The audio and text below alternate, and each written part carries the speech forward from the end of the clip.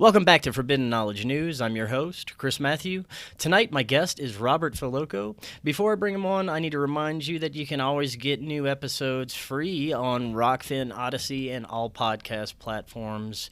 Do check us out on Rokfin. It's where you get all of our premium content. You can also get our regular shows and all the premium content from every creator there on Rokfin. Check that out. That link's in the description. We've got our merch store up so you can get t-shirts and stickers, bags, all kinds of cool stuff. That link's also in the description.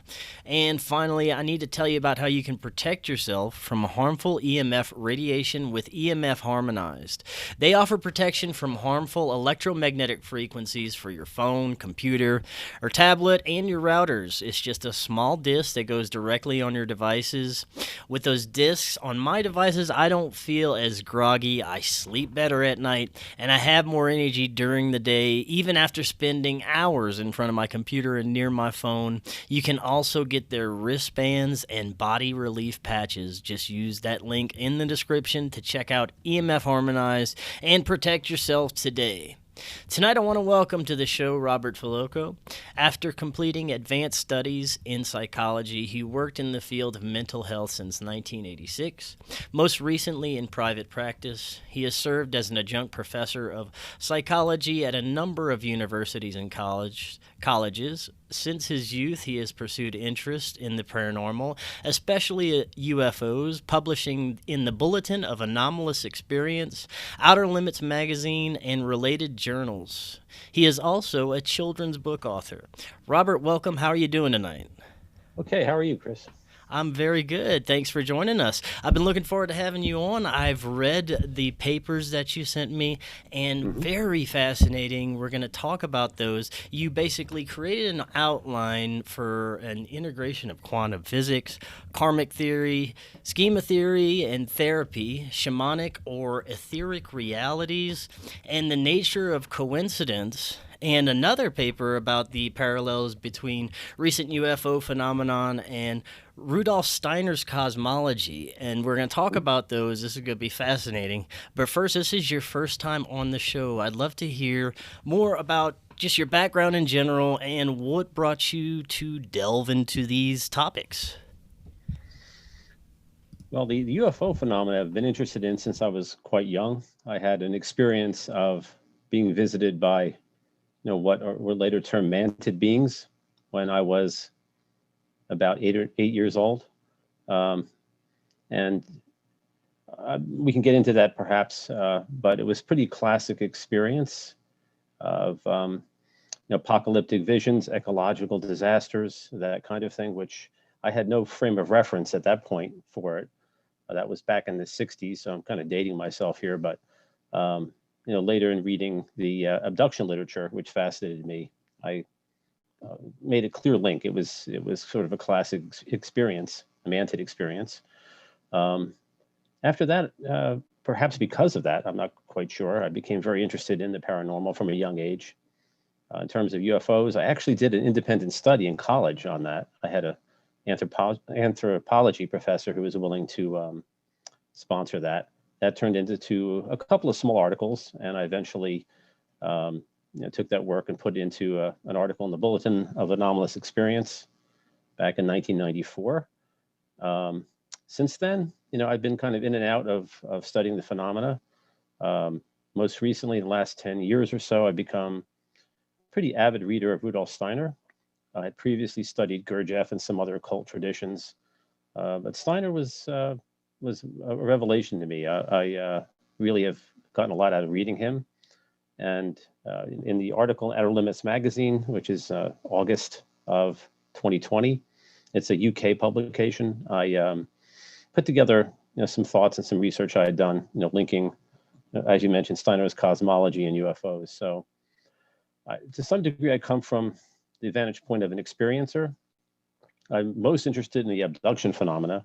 I'm not so much interested in nuts and bolts and lights in the sky type aspect of UFOs, although I think that has its place. So that's something I've been studying, reading Hopkins, Jacobs, Yvonne Smith recently. Very interested in tying it into the the speculations about star children, about the evolution of man. I see the UFO phenomena as a spiritual phenomena, not so much a technological phenomena. A battle for souls, almost in a Tolkien kind of fashion. So I tie in Tolkien a little bit in the paper as well. So maybe that gives you an overview. Yeah. In my practice, I've come across a number of people have had unusual experiences, including a couple of people have had UFO abductions. So I have some familiarity with that. I've also run into some people who were connected to MK Ultra, the CIA mind control studies, experiments. So that opened up a whole nother window into kind of what's going on in the world right now. Yeah, definitely. And, we're going to talk about Steiner's work and the connections to ufology today. The more I learn and look into it, the more these spiritual connections that you mentioned become very apparent. And I don't think that you would be able to separate the two once you learn and gets to a certain level of understanding with this. And even with paranormal phenomenon and the link to consciousness, it's all, connected. And the more I study it and look into it, the more apparent that is. And you can't, once you go down there, you can't get out of it. You got to keep going down that road. Absolutely. Yeah. I think this is, again, a lot of people have already connected to the UFO phenomena, the abduction phenomena in particular, with near-death experiences, out-of-body experiences. The Free Research Institute has done some great studies on that. The Edgar Mitchell sponsored studies, which they emphasize more the positive aspect of the phenomena, which I think is every bit as real as the traumatic aspect. But the tie-in with the paranormal and the spiritual that's the root of it. This is a battle, I think, fundamentally between good and evil, and that's a more complicated question maybe than traditional metaphysics, but I think that's kind of where we're at here. Yeah, and that's very similar to the conversation I was having with my guest last night. When it comes to your personal experience with this mantis being, was this more of a a non-physical experience? Were you taken during the night in your sleep, or how did this occur? It was both physical and mental. They were beings who were coming into my room, much like in the abduction phenomena. I don't recall being abducted per se and being taken aboard a ship or anything like that. Perhaps those memories are there. I'm not a fan of hypnosis, unless you're a really trained hypnotherapist. So I haven't gone that route. I did try to explore it with EMDR, which is a technique for exploring trauma, and came up against a bit of a brick wall with a colleague of mine, and wasn't really able to go any further. So there may be elements I don't remember. A lot of what I do remember consciously are beings coming into my room over a period of a number of weeks. It wasn't one episode, and having a download. It was kind of like microfiche, if you're familiar with that. I had a vision of this information being inputted very quickly. And I remember telling them to slow down. It was going too fast, which is something that other abductees or experiencers have mentioned. Right. So there was some sort of information that was being downloaded. I don't know what that is, but I definitely had visions very typical of the mantid experiences of nuclear war, ecological disaster, things of that nature. It was very terrifying. I was very young at that age and had really no idea what was going on. I had never been someone who was a child who was afraid of the dark or anything like that. And the interesting thing for me, or one of the interesting things, is I've never really had any further experiences. Other abductees and experiencers, as you know, have repeated episodes. That hasn't happened. So I'm not sure why, but that was an isolated period of time, but it was more than one incident. Right, that's very interesting. Now, since we started talking about the spiritual aspect of this, let's start with your paper about Rudolf Steiner and his cosmology. For the audience that may not be familiar with his work or who he is, could you give just a brief overview of who he was and what is the basis of his work and theories? He's a pretty complicated character, but to give a quick synopsis, he was born in late 19th century, died in 1924. He was the founder of the Anthroposophical movement, which grew out of the Theosophical movement. So he had been a follower of sorts of Blavatsky and that crew before he split off on his own.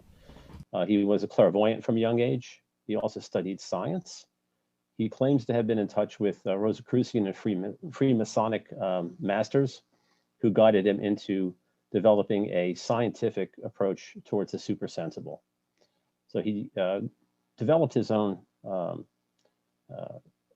anthroposophical movement, which is connected now to the Waldorf schools, the Camp Hill schools, biodynamic gardening, and some other pursuits. Projective geometry is another pursuit, and it's a somewhat different form of physics and geometry. He's a polymath.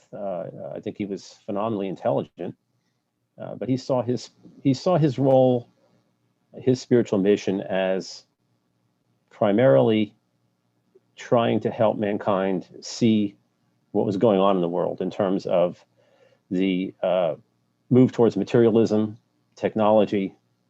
He warned against that to a great degree. He wasn't a Luddite who wanted to destroy the machines. He knew technological development was inevitable, but he wanted to put it in line with human evolution, something that could serve man versus taking over. In his cosmology, he talks about a number of different beings who he describes as beings of hindrance, beings who were assigned a role in human evolution, but who decided to overstep their bounds. And thus they became like the fallen angels of traditional metaphysics. Ahriman and Lucifer are the two primary ones that have influenced human history thus far.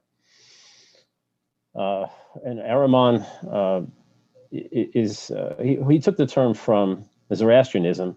Ahura Mazda is the good god, Ahriman is the evil god. But he describes him as coming from subnature, as being a ruler of sorts in the subatomic realm, and the bringer of technology, artificial intelligence, computer intelligence to humanity. Also, he's involved with electricity and electronics. So it's kind of interesting if you see what's going on in the world now. Yes, definitely. And that's what I was going to say. If you could give us like a synopsis on your paper, because it links what's happening now with Steiner's cosmology and these Ahrimanic entities, basically. Hmm. Yeah, he describes Ahriman as having followers. So he describes them broadly as Ahrimanic beings. Again, he died in 1924, long before the UFO phenomena became really well known. So he didn't break it down into types of beings the way ufologists try now. But Ahriman is it basically attempting to create a split off eighth sphere, which is an occult concept, by blinding man to his spiritual destiny and his spiritual nature, reducing all of our thought to materialistic scientific thought, or what we might call scientism now. And at the same time creating a society controlled by technology. Now, keep in mind, Steiner died in 1924.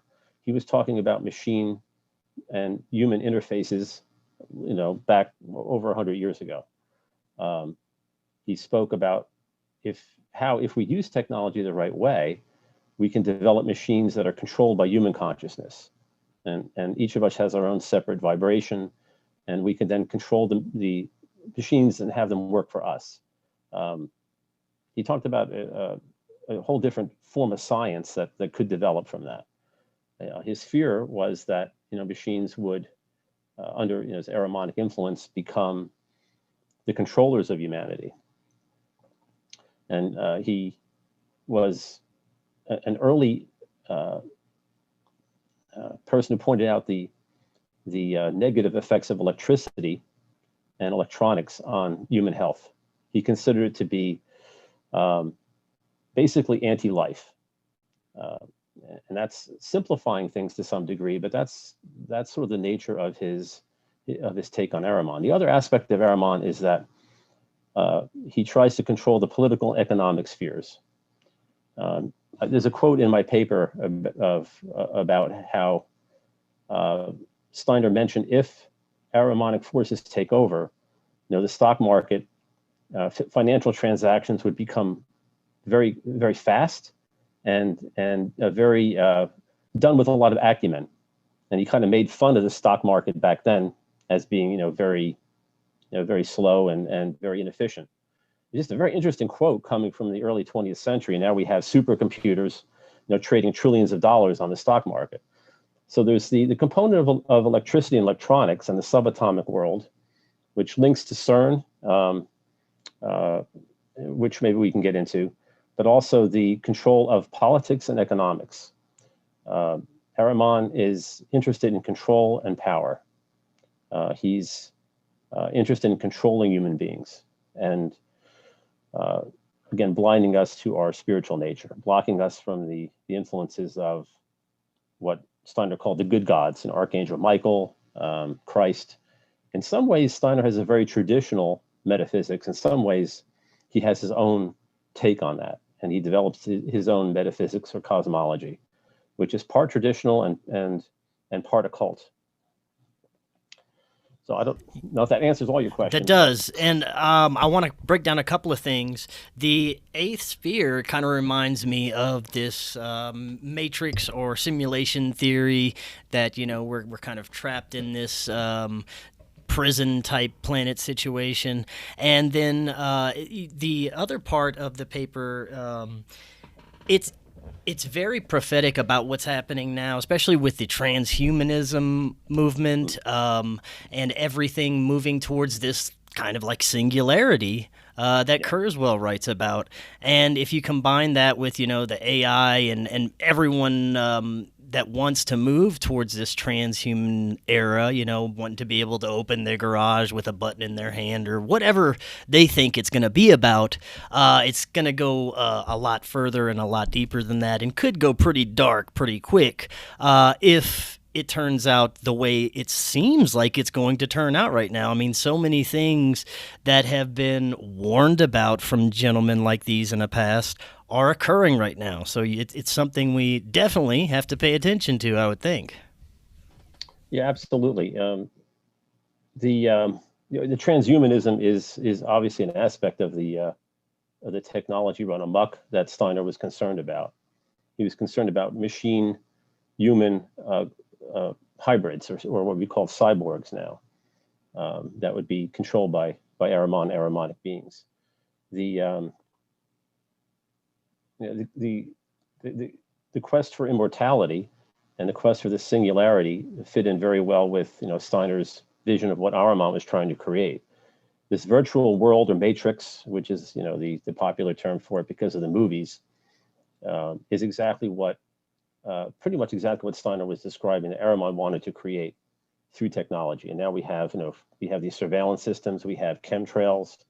There's a lot of I think good research that's been done linking all of those things together into the development of a nanotechnology that creates this this spider web of singularity or interconnection that's for control, it's for surveillance, as well as there's the genetic hybrid element to this, where artificial human beings are created for specific purposes, which is one of the nightmares if that technology runs amok.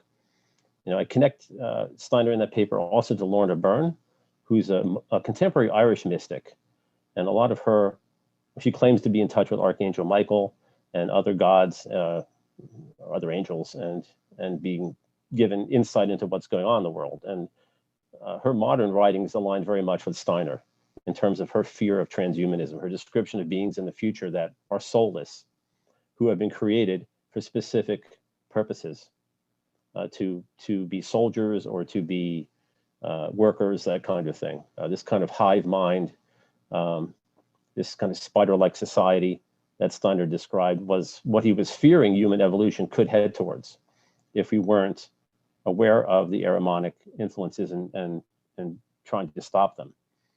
At the same time, I mean, he also made it clear that this is a time when positive spiritual forces are available to us if we seek them.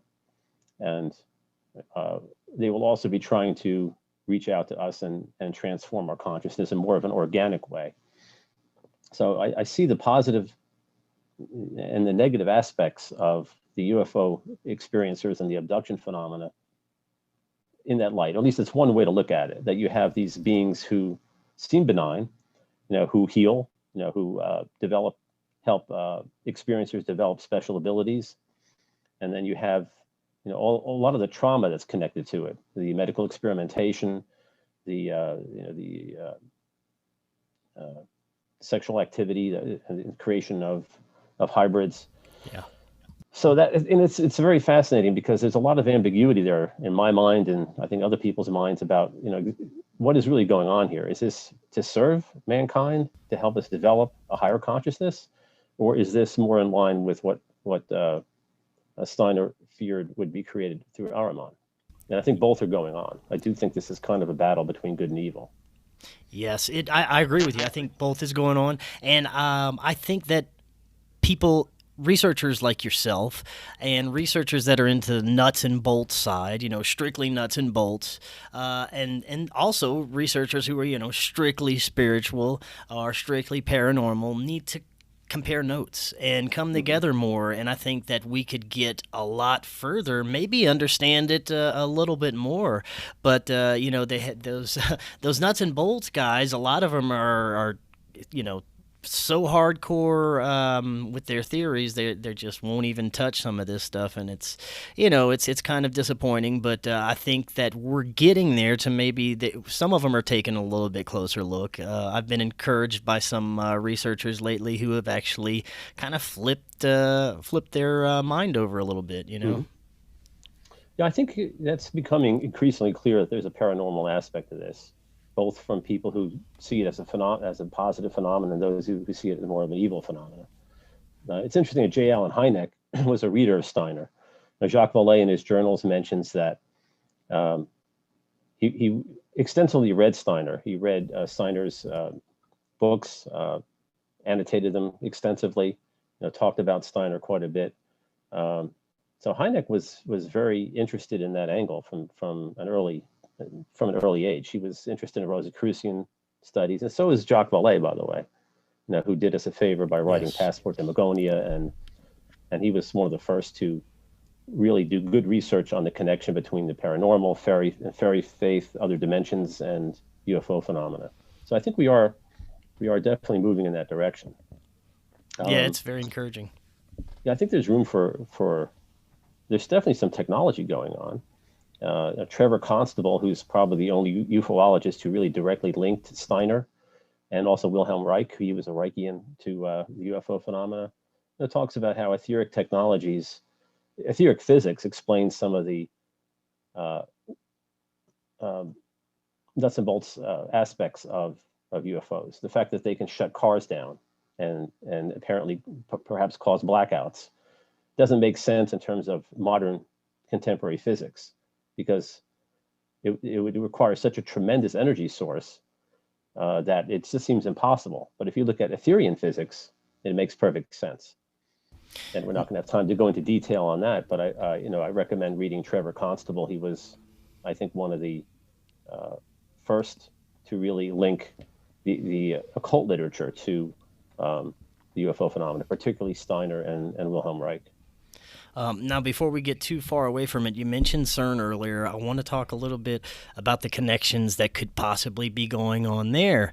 Yeah, there's spooky stuff that I've heard about CERN. A lot of people have some interesting theories about what could possibly be going on. Whenever Geordie Rose was involved with some of the technology there, that was interesting. Some of the TED Talks he gave and things like that. So, yeah.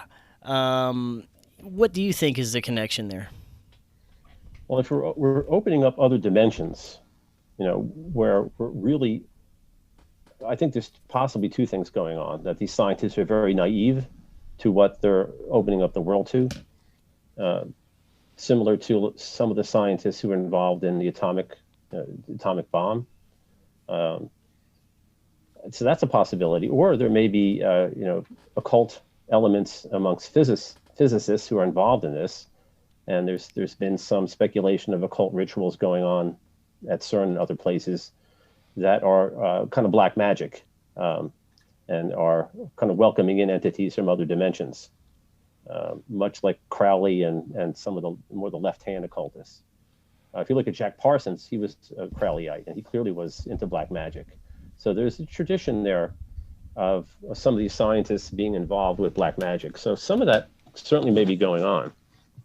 I think the danger is what Steiner talked about is we really don't understand electricity, magnetism, quantum world. We think we do, but we really don't know what we're playing with.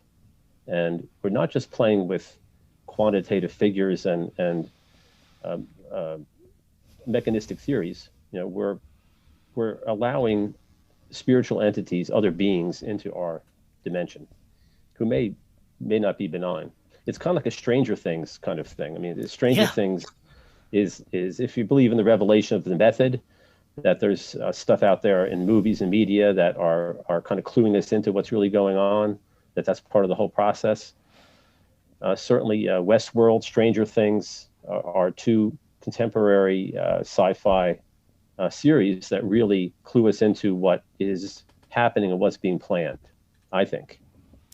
I agree with you. I think there's that level of predictive programming, but I think right now there's even a huge aspect of like UFO culture creation going on, to where we're getting accustomed to the idea that these entities exist, and nuts and bolts UFOs, they may be a threat from so the government says in the mainstream media. So I don't know. It's very interesting what's going on right now with being pushed into the public consciousness about UFOs from our mainstream media and government, and I find it interesting.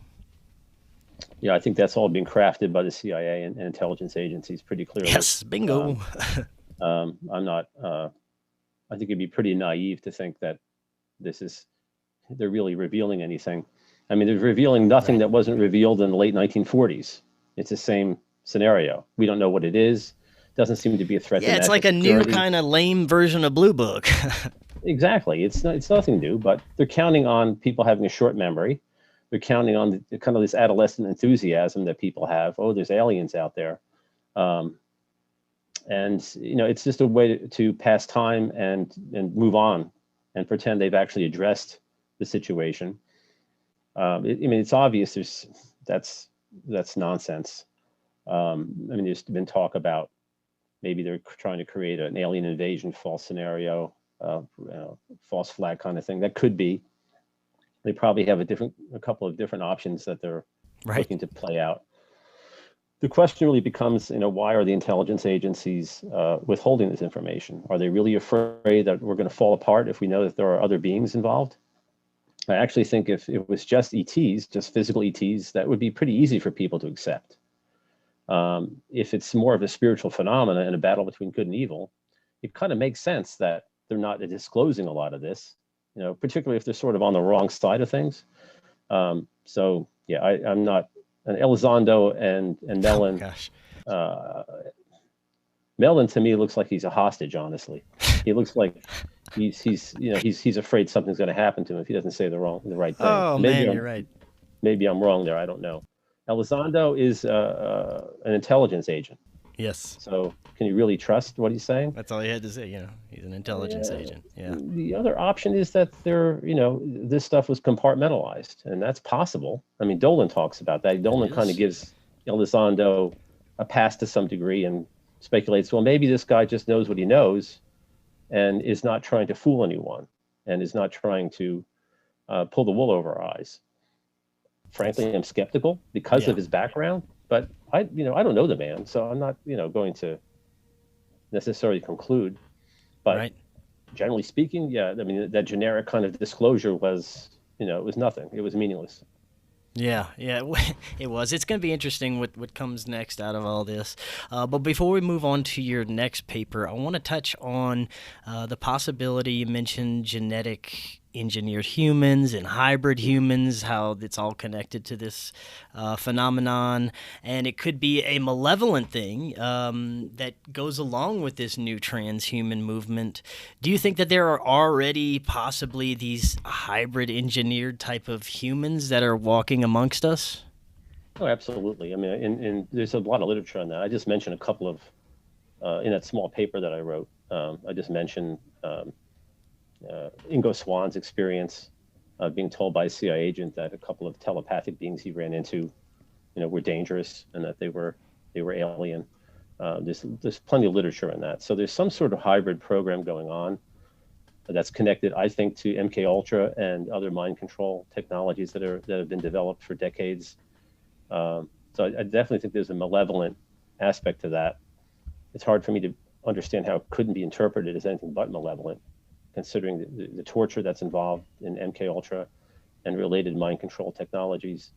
So I definitely think it's happening.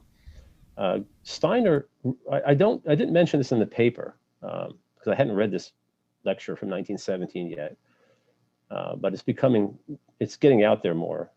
And he mentions that one possible destiny for mankind is that we would have to share this planet with what he called ant beings. And they would have this incredible intelligence and acumen. And they would create this kind of spider-like, they had the spider-like intelligence. And he seems to be describing something like the singularity of the internet, but he calls them ant beings. So he clearly was foreshadowing the potential for some sort of hybridization, some combination of man and some sort of alien being, which I don't think is ETs. I think it's more of an elemental being. He described these beings as part plant, part mineral, and part human. And humans would be forced to share the planet with them. Now, that to me is pretty scary. If that comes to being, and that's clearly in line with like Hopkins and Jacobs and the more alarmist elements of the abduction from the abduction literature, right? So that definitely seems to be out there. Again, Lorna Byrne writes a lot about her visions of a human future where transhumanism has taken over, and we have these designer people that have been created by a ruler class.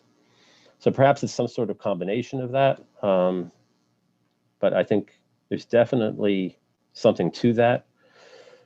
The interesting question there is this seems to be going on for thousands of years. Again, this is what Vallée and other researchers have pointed out. If you look at the changeling phenomena, the fairy faith, stealing babies and that kind of thing, the shamanic traditions. Implants are part of the shamanic tradition that's been around for thousands of years. So perhaps this is a phenomena that's not new. This has been a plan that's been developed over thousands of years, which if we're looking at genetic engineering of some kind, and also terraforming the earth in a way that's conducive to these beings living here, that kind of makes sense that this is a long-term plan. Yeah, if that makes sense to you. It does. I think that this is definitely a spiritual situation that we're in, and we need to, researchers that aren't looking at it this way and aren't looking at it even as a metaphysical type thing, I think it's mainly because at this point the evidence is mounting so much, it's a piling over. At this point, if you're not really looking into that, it's because you're probably afraid to. It's because you might have some kind of dogma or just this fear of the unknown or paranormal. And I get it. I used to be there with it. I used to be kind of scared of that side of it. But we're not going to get anywhere if we don't look into that side. So, that's really awesome work you've done there. And I want to jump into your next paper, which is really cool because it delves into so many aspects of, the links with quantum physics and like karmic theory and all these things that you wrote about, schema theory, which I want to discuss because I'm not really familiar with, but and the connection with these etheric entities, and you even write about karma and the nature of coincidence. So it's really cool. I'd like you to give the audience a synopsis so that they can better understand from you what this paper is about? Yeah, that paper is more complicated. I mean, getting into Steiner and his cosmology is complicated enough, but I try to integrate in that paper, which is something that's still in process. It's a work in progress. Some means of understanding the nature of human destiny and human evolution, and that took me down a couple of different into a couple of different areas. And one obviously is karmic theory, which is part of many traditions, particularly Eastern traditions. The idea of reincarnation, the idea that we have multiple lives, that we're here to learn certain lessons. One dangerous thing in artificial intelligence and the whole Promethean idea of becoming immortal is that it would stop karma. It would stop the process of evolving. If we're the same person for thousands of years, are we truly going to learn anything? Can we make amends for perhaps past mistakes that we've made? Can we really grow as spiritual beings? I think the answer is no. So the essence of that paper is trying to get at the nature of human evolution, and the next step in that writing and that research is to integrate more of the UFO phenomena, Steiner,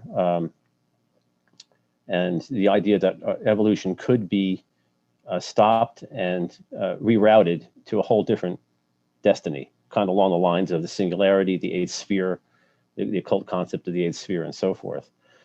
Now, schema theory and therapy, I guess, is a bit more prosaic than other things we're talking about. I mean, I am a therapist, so that's primarily what I do. And schema therapy gets into repetitive patterns in people's lives that play out. They were called life traps. They were later called schemas. These are repetitive patterns. For instance, someone who was heavily criticized as a child often ends up with a boss or in a relationship with someone who's heavily critical of them, almost as if these things are set up for us to learn lessons, to stand up for ourselves, perhaps, or if on the other side of it, to develop, to become kinder beings. I don't know of anyone who's linked in psychology who's linked schema therapy with karmic theory, but to me, it's an obvious link. If you have these patterns that are powerful in people's lives, there's no reason to believe that these patterns started just in this life. There's plenty of, there's so many strange coincidences why people run into each other, why people connect, that there seems to be, to me, a plan here. Perhaps a plan that we sign on for from the other side that helps direct our lives to some degree. And that's really what karma is about. And schema is sort of a Western psychology way, I think, of tapping into that pattern and understanding it, breaking it down into different schemas, and helping people understand and challenge these patterns. So there's a practical application of it, but I think it ties in very much to individual human evolution. I want to kind of delve off into past lives for a minute. Do you believe that, as far as past lives go, we are reincarnating to learn certain lessons and kind of upgrade ourselves spiritually and consciously, or are we choosing to come back, or both, possibly? What do you think about that? I think those two are interconnected. I think we come back to learn specific lessons, to make amends to certain people, to meet certain people, to carry on work that we started with certain people or relationships. So yeah, I think there's plenty of evidence that and this is something that near-death experiences have tapped into, and other phenomena where people seem to have awareness of the life review and awareness of making a choice to come back or not to come back. Now, I mentioned Sharon Rollette's wonderful book, Coincidences, which doesn't get into karma at all, which is interesting to me. That's probably the only thing she doesn't talk about. But she looks at synchronicities and coincidences from all sorts of different angles. And the idea that there are beings directing us, these aren't random coincidences. things are set up in our lives for a purpose, so that we can meet certain people, learn certain things, experience certain things. Sorry about that. We had some technical difficulties, but we are back. Now we're discussing your second paper that you had sent me, and in that paper you write about physicist Percy Seymour and the plasma theory, or quantum karma, possibly. Now this is very interesting. Could you tell us a little bit about Percy Seymour and the plasma theory, and then your connections with this? Yeah, Percy Seymour is an interesting physicist speculated about a scientific and materialistic explanation for telepathy, astrology, and he introduced this idea of each of us having our own kind of a plasma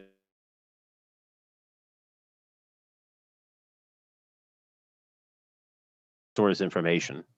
So he explains a variety of phenomena, like the speculations about the Akashic records, as being due to the fact that intelligent beings are plasmic beings, or we have this original plasmic form, which is pretty intriguing because it helps explain a lot of different things. For instance, twin phenomena, the fact that twins often are telepathic, or they have weird synchronicities in their life histories.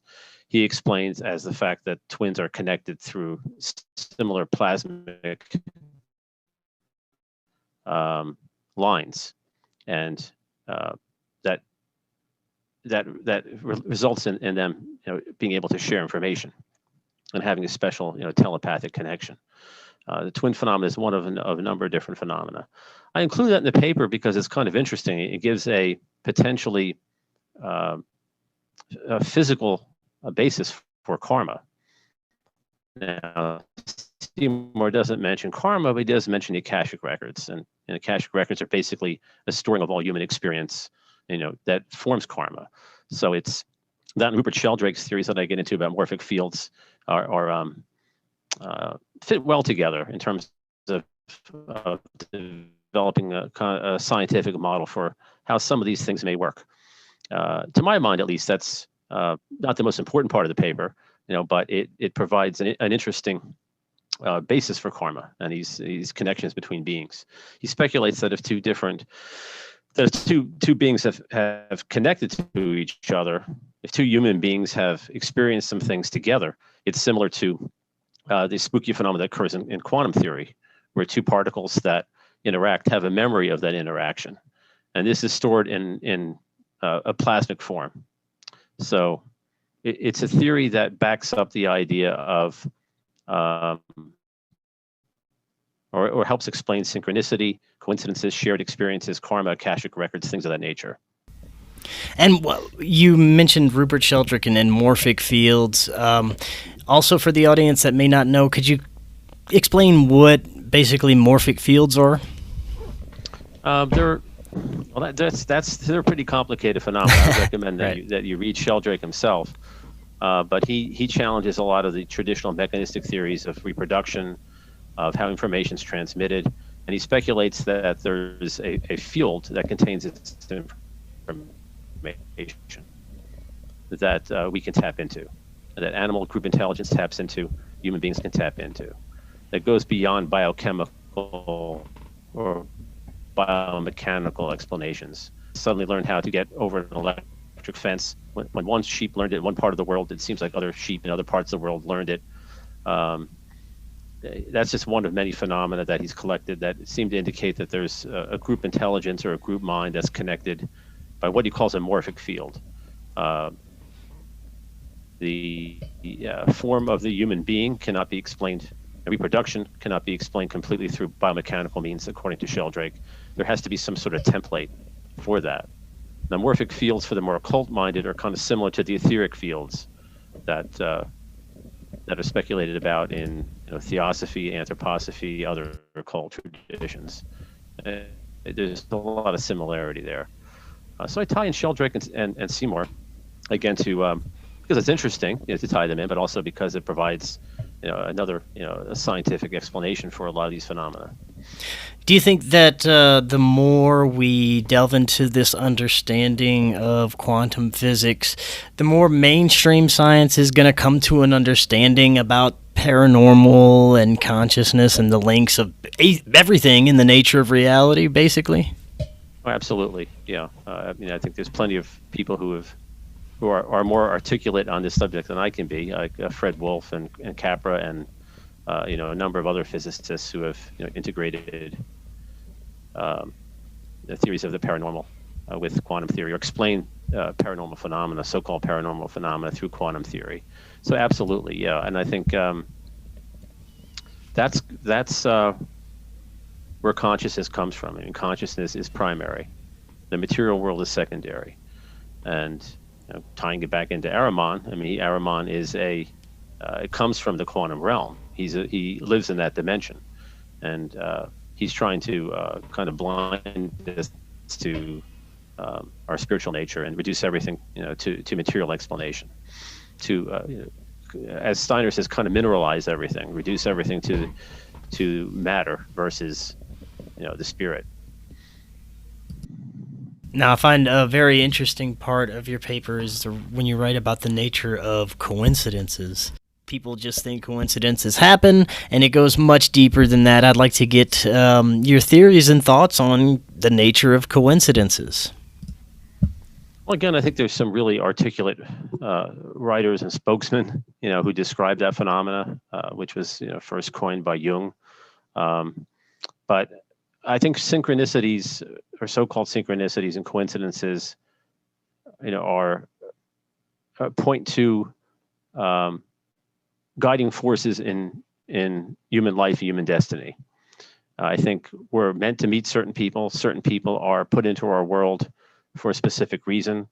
Events coalesce in a statistically unlikely way so that we can experience certain things. I mean, researchers know this. If you get deeply into a topic, books start to appear. People send you an email about something that you were just thinking about or just writing about. It's almost as if consciousness begins to shape matter versus matter shaping consciousness. And I think that there's plenty of evidence. And again, Sharon Rowlett in her book Coincidences gets into a lot of speculation about the role of ontology, of other beings that are involved in this. That we have guardian angels, we have other beings that guide us. So not only do we choose karmically to reincarnate at a certain place and time with certain people, but certain experiences are set up for us that seem random, that seem to come out of nowhere. And I mean, there's a vast variety of those kinds of things. Seemingly random meetings, again, random pieces of information that were given, other coincidences that don't seem to be explainable through mechanistic means or through any sort of statistical model.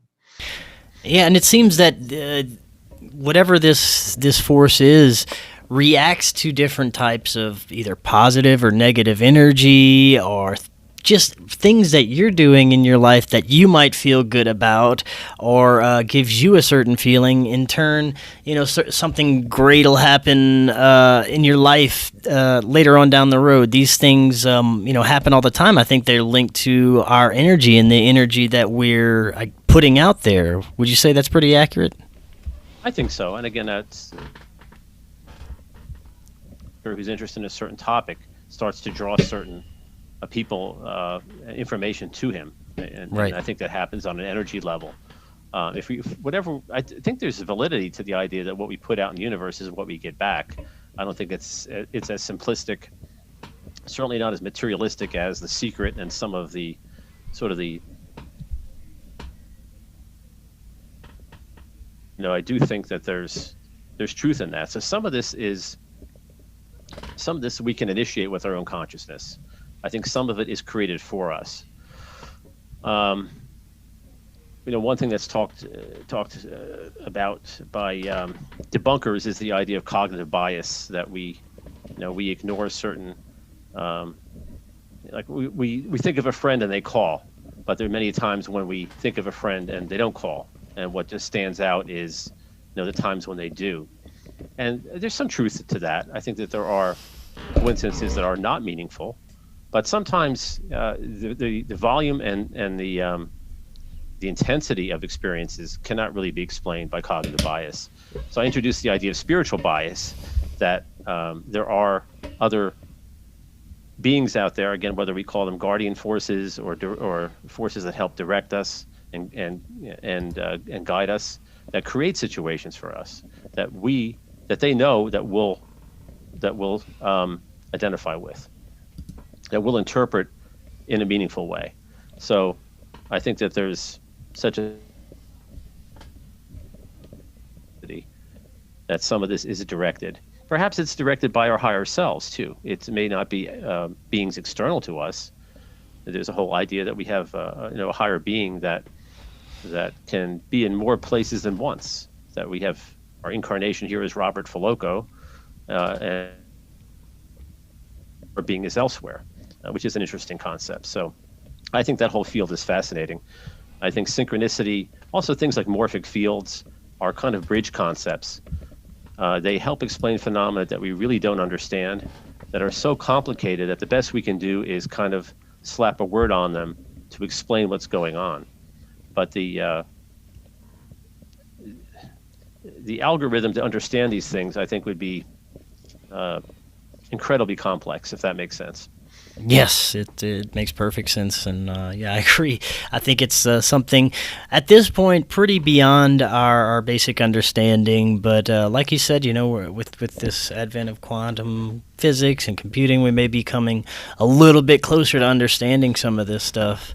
Now, for the last few minutes that we have, I want to talk about what you wrote about shamanic or etheric realities. I mean, I know that there's this whole other world that exists just beyond the spectrum of our vision that these entities may exist in, and they may be whole other worlds and communities of these entities that kind of exist in these realms. Based on what you've learned and what you've studied, what do you think is going on with these etheric realities? Look, the shamanic traditions are thousands of years old, and I think that the true shamans were able to map their what I call an exoecology, an external ecology of beings, and to understand their agendas, their nature, to in some ways use them for help and knowledge, in some ways combat beings that were involved in mischief or in disease. So I think humans have had a window into this for a long time, and I think that's part of just the complex,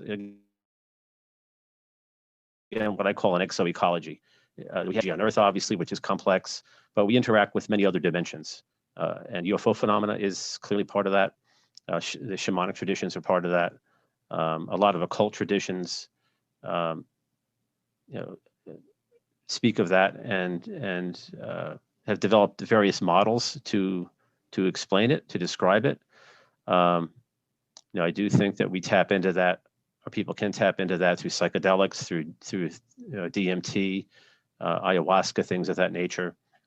There's definitely a much more complex reality out there. I mean, we see 5% of the electromagnetic spectrum, and that's just in our dimension.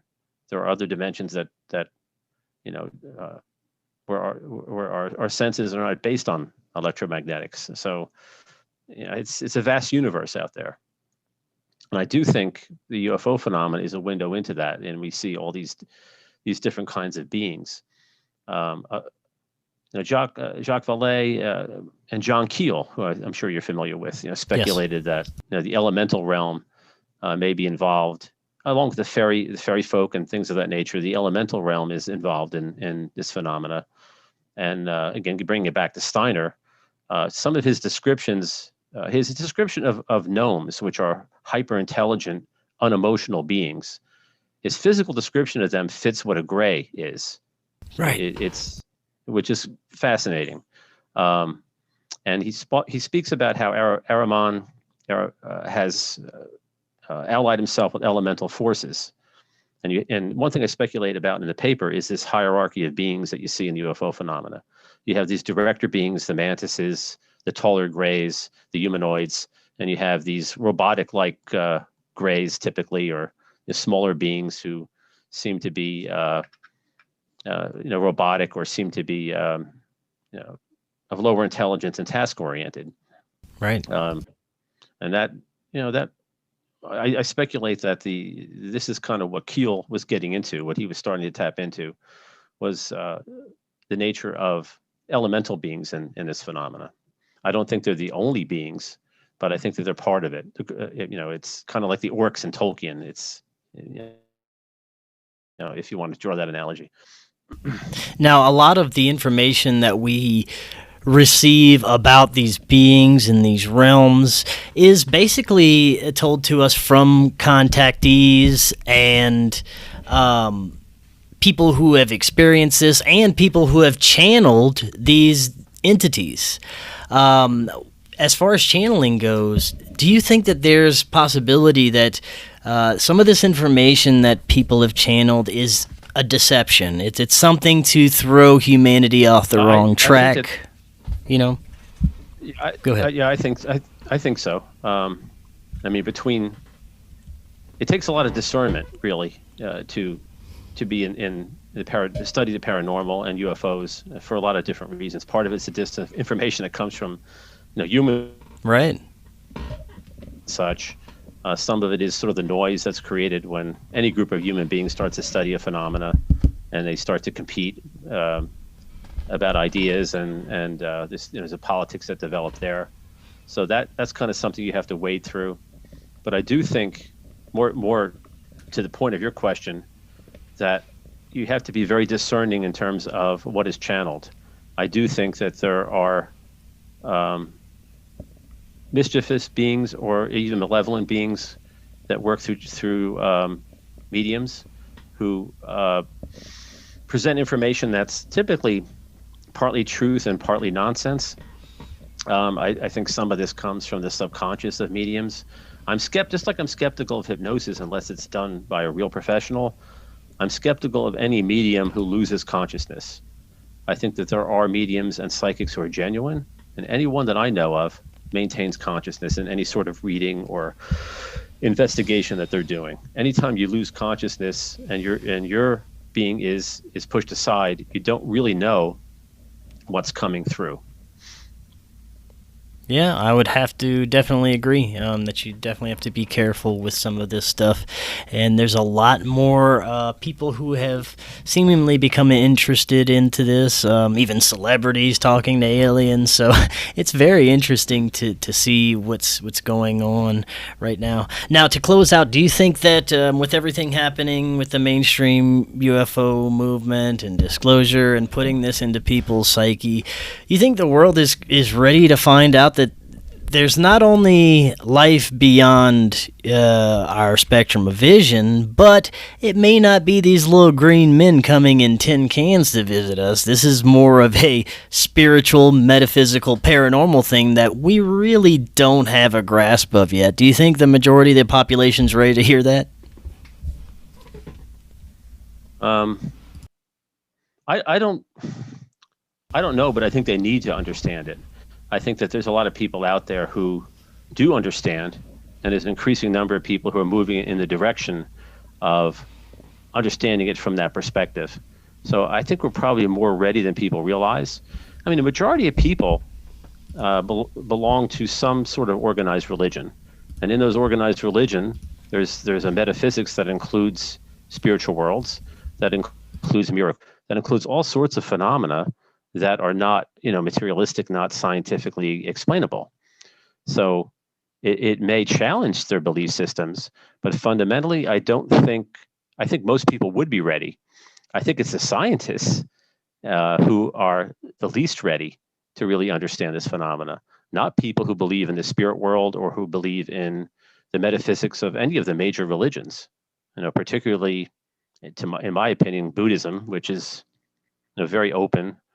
It has very open to other dimensions of reality in the spirit world, and has mapped those worlds for hundreds of years. So, I would like to see us go in that direction. Again, I think that there are more people who are open to this to this way of viewing these phenomena than ever before, and perhaps more people are incarnating, who are have more of an inclination to be open-minded to these things.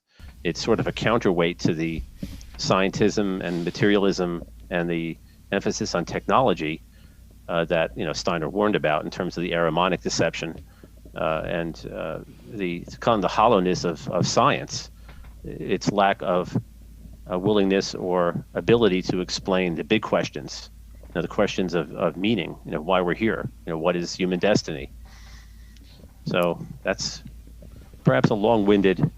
No, that's perfect. Yeah. Well, Robert, thank you. That was fascinating. I really want to have you back on so we can dig deeper into some of Steiner's cosmology when it comes to these entities, these Ahrimanic entities, and what their interest in humanity is and how they could be interacting with us today and throughout history. And there's a lot we can get into with that, so I'd love to have you back on to discuss that. Sure. Awesome. Well, Robert, thank you so much for... that would be wonderful. Yeah, that would be great. Well, thank you again so much for coming on. Like I said, we'll have you back on sometime in the future. And until next time, everyone, have an excellent evening, and we'll definitely see you again next week.